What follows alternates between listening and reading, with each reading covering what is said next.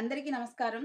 మనం చాప్టర్ 43లో ఉన్నాము. ఒక యోగి ఆత్మకథ యొక్క 43వ అధ్యాయంలోకొచ్చేసాం. ఈ అధ్యాయం పేరేంటి అంటే, యుక్తేశ్వర్ గారి పునరుత్థానం. అంటే యుక్తేశ్వర్ గారు ఆల్రెడీ మనం ప్రీవియస్ వీడియోస్‌లో చూసాం. యుక్తేశ్వర్ గారు చనిపోయారు. అయితే యోగానందుడు ఇక ఆ విరహంతో ఆయన అక్కడి నుంచి బొంబాయి మళ్ళీ తిరిగి విదేశాలకు వెళ్ళిపోవాలి అని చెప్పేసి ఆయన ప్రయత్నం చేశారు. కానీ ఆ ప్రయత్నం విఫలమైపోయిందనమాట. తిరిగి మళ్ళీ ఆయన రావాల్సొచ్చింది వెనక్కి. ఎందుకంటే ఆ ఓడ ఆ టైంకి లేకపోవడం వల్ల వీళ్ళ యొక్క ప్రయాణం అనేది విదేశాలకు వెళ్ళే ప్రయాణం అనేది పోస్ట్‌పోన్ అయింది. సో, వాళ్ళేం చేశారు ముంబైలో అక్కడ ఒక హోటల్‌లో ఉన్నారనమాట. అయితే ఇంకా కొన్ని రోజులు లేట్ అవ్వడం వల్ల 1 వీక్ వరకి వాళ్ళక్కడే ముంబైలో ఒక హోటల్‌లో ఉండాల్సొచ్చింది. ఆయన కొన్ని 1 వీక్ ఎందుకు టైం వేస్ట్ అని చెప్పేసి అక్కడ కొన్ని కార్యక్రమాలు చేస్తూ, కొన్ని ఉపన్యాసాలు చేస్తూ యుక్తేశ్వర్ గారు టైం అనేది గడుపుతున్నారనమాట. అలా ఒకరోజు ఆ హోటల్‌లో ఆయన ఇలా మంచం మీద కూర్చొని ఉండి ధ్యానం చేసుకుంటూ ఉన్నారనమాట. చేసుకుంటూ ఉన్నప్పుడు కిటికీలోంచి చూస్తున్నప్పుడు ఆయనకి ఎదురుగుండా బిల్డింగ్ పైన కృష్ణుడు కనిపిస్తాడనమాట. కృష్ణుడు కనిపిస్తే ఈయన ఐడెంటిఫై చేయలేకపోతారు సరిగ్గా అనమాట. ఈలోపే అక్కడి నుంచి మాయమైపోతారు కృష్ణుడు. అయితే ఏదో జరుగుతుంది. ఏదో ఏదో ఒక వింత అనేది జరిగే అవకాశం ఉంది అని జెప్పేసి ఆయన మనసుకి అనిపించింది. అది జరిగిన 1 వీక్ తర్వాత ఆ రోజు 36 జూన్ 19 అంట. సో, జూన్ 19వ తారీఖున 1936 సంవత్సరం జూన్ 19వ తారీఖున మధ్యాహ్నం పూట ఆయన ఇట్లా సేమ్ మళ్ళీ ధ్యానం చేసుకుంటూ ఉన్నారనమాట. ధ్యానం చేసుకుంటూ ఉన్నప్పుడు ఆహ్, ఆయనకి ధ్యానం చేసుకుంటూ ఉన్నప్పుడు జస్ట్ అలా కళ్ళు తెరిసేసరికి ఆయన ఎక్కడో వేరే ప్రపంచంలో ఉన్నట్టు ఆయనకనిపించింది. ఇదంతా కూడా కాంతివంతం దివ్య తేజస్సు అనమాట. బాగా తేజస్సు అనే కంటితో చూడలేనంత తేజస్సుతో ఆ రూమ్ అంతా కూడా నిండిపోయింది. సో, అలా ఏంటి అని చెప్పేసి ఆయన స్పృహలోకి వచ్చే లోపే అక్కడ ఆయనకి ఎదురుగుండా యుక్తేశ్వర్ గారు కనిపిస్తారనమాట. యుక్తేశ్వర్ గారు కనిపించంగానే గబుక్కున వెళ్ళిపోయి ఆయన పాదాల్ని పట్టుకుంటారు. పట్టుకున్నప్పుడు ఆయనకేమనిపిస్తుంది అసలు సేమ్ బ్రతికున్నప్పుడు ఏ విధంగా అయితే ఒక వ్యక్తిని పట్టుకున్నప్పుడు ఎట్లా ఫీల్ అవుతామో అదే విధంగా యోగానందుడికి అనిపిస్తుందనమాట. ఇక గురుదేవా నేను ఏంటి మిమ్మల్ని చూస్తున్నది నిజమేనా? మీరేనా? ఏంటి? అని జెప్పేసి ఆయన్నడుగుతారు. నిజమే ముకుంద. నువ్వు నేను బ్రతికున్నప్పుడు ఎలాంటి రక్త మాంసాలతో ఉన్నటువంటి శరీరాన్ని నువ్వు చూసావో, ఇప్పుడు కూడా నువ్వు అదే శరీరాన్ని చూస్తున్నావు. అందులో ఎలాంటి సందేహం లేదు. అదే ఎక్కడికెళ్ళిపోయారు గురుదేవా? అసలు నేను మీకోసం చాలా ఏడ్చాను. మీరెక్కడికెళ్ళిపోయారు? అని జెప్పేసి ముకుందుడు అడుగుతారు. ముకుందుడు అడగంగానే యుక్తేశ్వర గారు చెప్తారనమాట. నేను హిరణ్యలోకంలో ఉన్నాను. అక్కడ హిరణ్యలోకంలో కొంతమంది ఆత్మలు ఉన్నారు. ఆ ఆత్మలకి నేను శిక్షణ ఇస్తున్నాను. వాళ్ళకి నేను శిక్షణ ఇస్తున్నాననమాట. ఎందుకు? వేరే లోకానికి భగవంతుడితో ఏకం అవ్వడానికి కావాల్సినటువంటి శిక్షణని ఆ బాధ్యతని భగవంతుడు నాకు అప్పచెప్పారు. సో, ఆ రెస్పాన్సిబిలిటీతో నేను హిరణ్యలోకంలో ఒక ట్రైనీగా అక్కడ కొంతమంది ఆత్మల్ని వాళ్ళని ప్రేరేపించి, మోటివేట్ చేసి వాళ్ళకి కారణలోకంలోకి పంపించడానికి నేను వాళ్ళకి ట్రైనీగా ఉన్నానని జెప్పేసి చెప్తారు. ఏంటి హిరణ్యలోకం అక్కడ ఎవరుంటారు గురుదేవా? అసలు ఏంటి? అని జెప్పేసి ముకుందుడు అడుగుతాడనమాట. అయితే అప్పుడు మన యుక్తేశ్వర్ గారు ముకుందుడికి అర్థమయ్యే రీతిలో చెప్తారనమాట. ముకుందా అసలు నీకు నేను పూర్తిగా ఎక్స్‌ప్లెయిన్ జేస్తాను. ఈ వివరణ నువ్వు అందరికీ కూడా ఎక్స్‌ప్లెయిన్ చెయ్యి. ఎందుకంటే అందరికీ తెలియాలి కూడా. ఒక వ్యక్తి చనిపోయిన తరువాత అసలు ఏమవుతాడు? చనిపోయిన తర్వాత ఒక వ్యక్తికి అసలు ఏం జరుగుతుంది? ఆయన ఎక్కడికి వెళ్తాడు ఒక వ్యక్తి చనిపోయిన తర్వాత? అనేది ప్రతి ఒక్కరికి ఉన్నటువంటి అది ఒక సమస్యగా ఫీల్ అవుతారు. భయంగా ఫీల్ అవుతారు. చనిపోవడానికి ముందు అమ్మో! ఏమైపోతుందో ఈ శరీరానికి అని భయపడుతూ ఉంటారు. సో, అలాంటి వాళ్ళందరికీ కూడా తెలియాలి. కాబట్టి నేను నీకు క్లియర్‌గా ఎక్స్‌ప్లెయిన్ చేస్తాను. అది నువ్వు అందరికీ విషయం చెప్పాలని కూడా చెప్తారనమాట.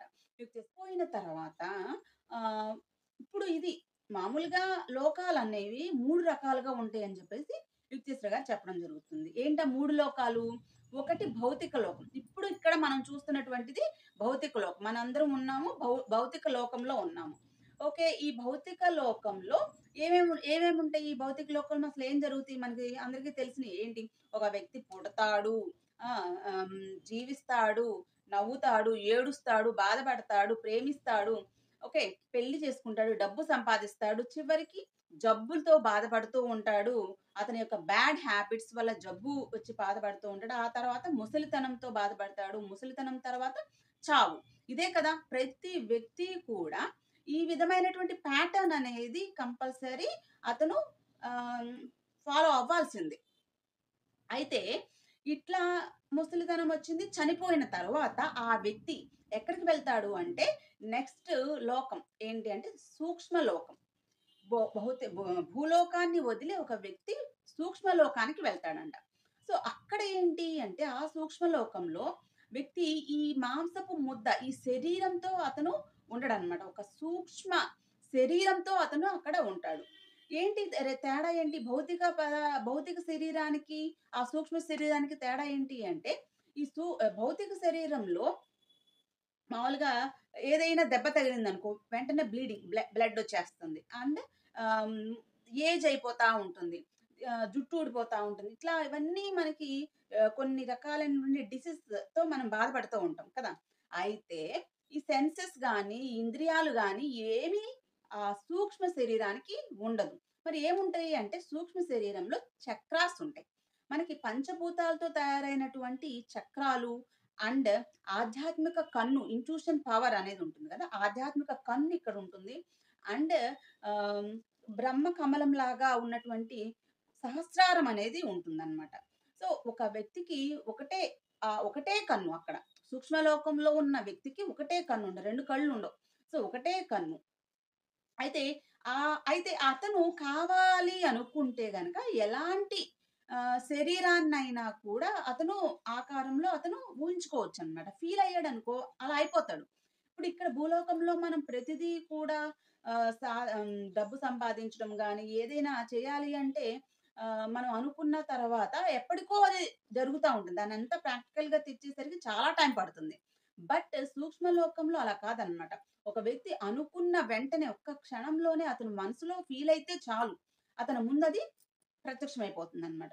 సో, అది సూక్ష్మ లోకంలో. ఆకలేసిందనుకో వండుకొని తినడం అట్లా కూడా ఏమి ఉండదనమాట. అతను అనుకుంటే చాలు. అతని మనసులో అనుకుంటే చాలు. ఆ పదార్థాలు కూడా అక్కడ ప్రత్యక్షమైపోతాయి. ఇప్పుడు భౌతిక లోకంలో సెన్సెస్‌తో మొత్తం ఈ ఇంద్రియాలతో మొత్తం నడుస్తూ ఉంటుంది. కానీ సూక్ష్మ శరీరంతో ఉన్నటువంటి వ్యక్తికి ఇంద్రియాలు అవసరం లేదనమాట. సంకల్ప శక్తి చాలు. సో, ఆ సంకల్ప శక్తే ఆయన్ని నడుపుతూ ఉంటుందనమాట. ఇంకా అక్కడ సూక్ష్మలోకంలో చాలా మంది ప్రీతములు వాళ్ళకి కనిపిస్తూ ఉంటారు. అంటే అంతకుముందు జన్మల్లో, పూర్వ జన్మల్లో అతని యొక్క ఆహ్, తల్లులు కావచ్చు, తండ్రులు కావచ్చు, భర్తలు కావచ్చు, ఓకే. భార్యలు కావచ్చు, పిల్లలు కావచ్చు, వాళ్ళందరూ కూడా అతనికి కనిపిస్తూ ఉంటాడనమాట. అయితే ఈ భౌతిక శరీరంలో ఉన్నప్పుడు కంటే కూడా సూక్ష్మ శరీరంకి వెళ్ళిన తర్వాత అక్కడ ఆ వ్యక్తి ఆ సంఘర్షణలు ఎదుర్కోవడం అనేది ఇంకా ఎక్కువైపోతుందనమాట. ఇక్కడ ఉన్నటువంటి ఆ భావ వ్యక్తీకరణ అవన్నీ కూడా వాళ్ళతో ఆ అటాచ్‌మెంట్, ఆ బాండ్ అనేది వాళ్ళకి అక్కడ కూడా అది తప్పదు. ఇంకా ఎక్కువ కాంప్లికేట్ అయిపోతుందనమాట అక్కడ. అక్కడ ఉన్నటువంటి సూక్ష్మ లోకంలో ఉన్నటువంటి వ్యక్తులకి. అండ్ ఒకవేళ భౌతిక లోకంలో ఉన్నటువంటి వ్యక్తి ఏ విధంగాను మామూలుగా చనిపోయాడు. ఓకే. మామూలుగా ఒక జబ్బుతో చనిపోయాడు. ఎలాంటి అతను ఏమీ లేదనుకోండి. అతను ఏ ఆలోచనలతో అయితే చనిపోయాడో, ఏదైనా కోరికలుంటే గనక, ఆ కోరికలతోనే అతను చనిపోయినప్పుడు ఆ సూక్ష్మ శరీరం మళ్ళీ అక్కడ కొంతకాలం ఉండి, తిరిగి భూమి మీదకి రావాల్సొస్తుంది. ఎందుకంటే, ఆ కోరికను తీర్చుకోవడం కోసం మళ్ళీ తిరిగి భూమి మీదకొస్తుందనమాట ఆ సూక్ష్మ శరీరం. ఒకవేళ భూలోకంలో ఉన్నప్పుడు ఆ వ్యక్తి గనక శరీరం మీద ఒక ధ్యాసతో అంటే ఐ మీన్ శరీరం స్పృహతో ఉండి అతను గనక చనిపోతే అండ్ అతను అంతకు ముందు నిర్వికల్ప సమాధి స్థితిలో గనక ఉండుంటే గనక ధ్యానం చేస్తూ, క్రియాయోగ చేస్తూ, ధ్యానం చేస్తూ అతను సమాధి స్థితిని భూలోకంలో ఉన్నప్పుడే అతను అనుభవిస్తే గనుక అప్పుడు అతను సూక్ష్మలోకానికి వెళ్ళడు. అంటే సూక్ష్మలోకంలోనే ఇంకొక చాలా లోకాలుంటాయి సూక్ష్మలోకంలో. ఆ సూక్ష్మలోకంలో ఉన్నటువంటి హిరణ్య లోకానికి వెళ్తాడనమాట. చాలా రకాలేంటి అంటే ఇప్పుడు ఇంకా సూక్ష్మలోకంలో ఇంకా లోకాలుంటున్నాయంటే దాని అర్థం ఏంటంటే ఇప్పుడు భూలోకంలో మనుషులేమో భూమి మీద ఉంటారు కదా! అలాగే పక్షులేమో గాల్లో ఉంటాయి. అండ్ చేపలు నీటిలో ఉంటాయి. అలా ఒక్కొక్క దానికి ఒక్కొక్క ఏరియా అనేది కేంద్రీకరించబడింది కదా! అదే విధంగా సూక్ష్మలోకంలో కూడా ఒక్కొక్క వ్యక్తులకి ఒక్కొక్క రకమైనటువంటి ప్లేస్ అనేది అలాట్ అవుతుందనమాట. దాన్ని లోకం వేరే లోకాలుగా చెప్తాం. వేరే సూక్ష్మ లోకాల్లో రకాలుంటాయన్నమాట అక్కడ.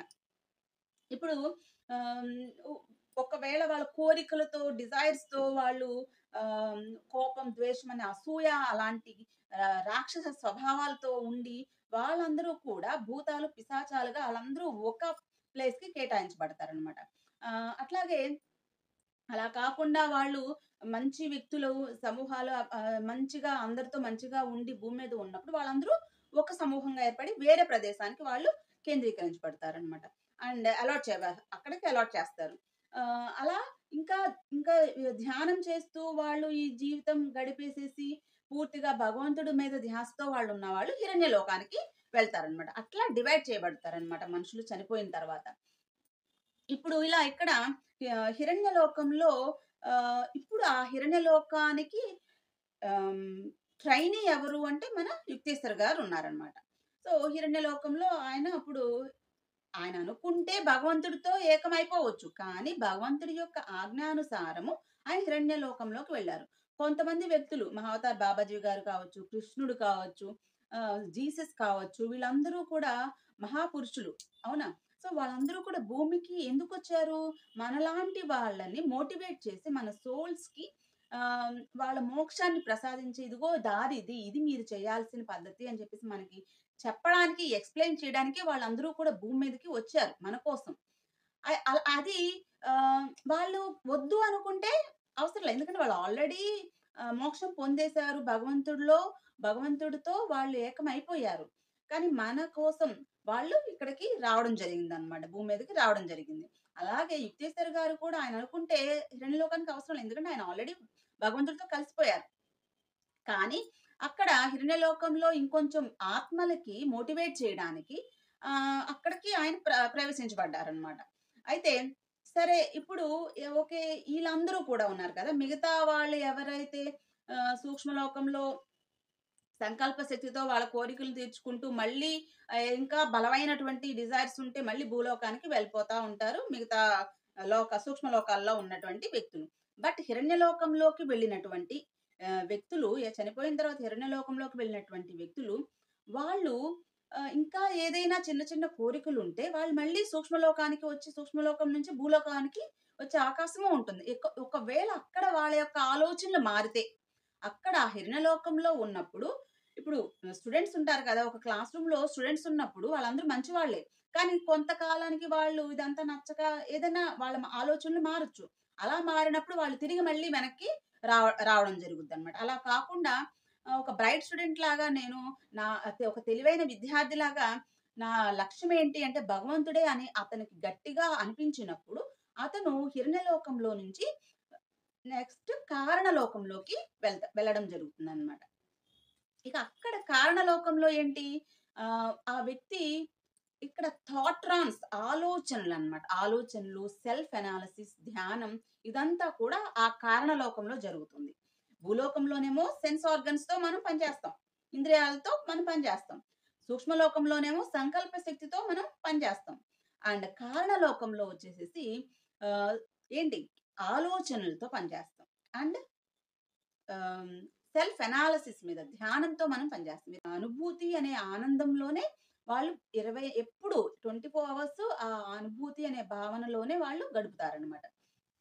అది కారణలోకంలో. సో, వాళ్ళకి ఆ హ్యాపీనెస్ రియల్ హ్యాపీనెస్ అనేది వాళ్ళకి తెలుస్తుంది. భగవంతుడి దగ్గర ఆ హ్యాపీనెస్ ఉంది అని వాళ్ళకి తెలిసిన వాళ్ళే కారణలోకంలోకి పంపించబడతారనమాట.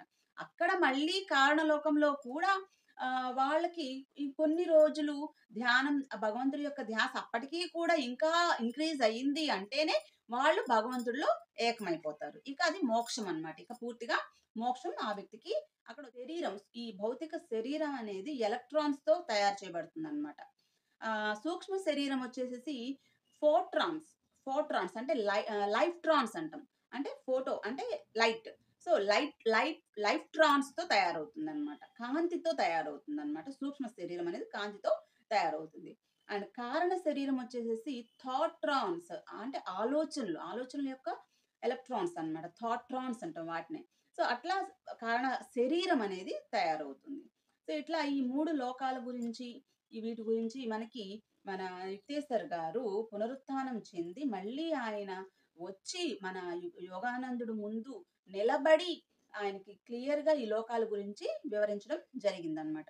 ముకుందా, నువ్వు ఎప్పుడు కావాలంటే అప్పుడు నిర్వికల్ప సమాధిలోకి వెళ్ళి నన్ను గనక తలుచుకుంటే ఈ రక్త మాంసాల యొక్క శరీరంతో నేను నీ ముందుకు ప్రత్యక్షమవుతాను అని చెప్పేసి ఆయన అక్కడి నుంచి మాయమైపోతారనమాట. ఇక దాంతో ఆయనకి భారం దిగిపోద్దనమాట పూర్తిగా. అప్పటి వరకి అంటే ఆయన మన యుక్తేశ్వర్ గారు చనిపోయేటప్పుడు అక్కడ ముకుందుడు లేడు. ఆయన వేరే కుంభమేళానికి వెళ్తాడు కదా! అక్కడ బాబాజీ గారు కలుస్తారేమో అని చెప్పేసి కుంభమేళానికి వెళ్ళడం జరుగుతుంది.